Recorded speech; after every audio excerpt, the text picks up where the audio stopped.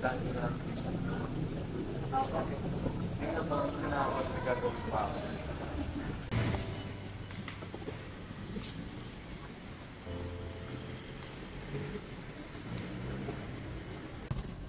Ano nang gagawin ko, kuya?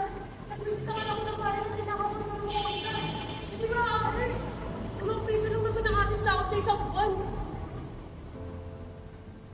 Hindi ko kaya bayaran lahat ng yun. Isang pa ang tataw na ba ito ng 3 beses? Tulungan mo ako, Kuya Basilio.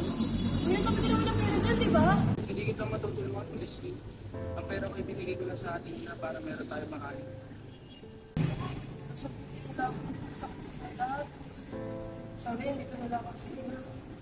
Magtatanggol tayo ngayon sa mga pagkabarin dyan. Wala ko kung ako'y nagpako ng salat.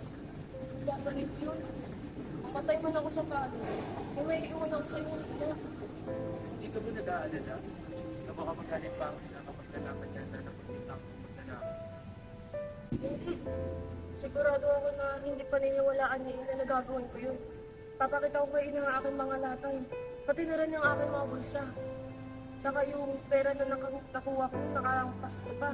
Na pinag-iinteresan pa ng pare. Nagugutom na rin ako. Hindi na nila ako binigyan ng pagkain simula nung napagbintangan nila ako. Kuya Basilio, anong gagawin ko?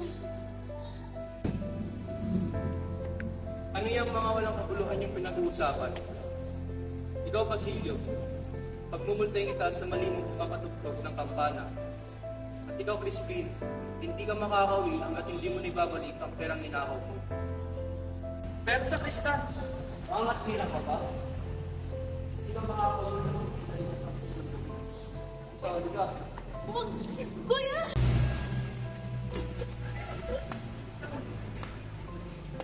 Sa Kristan,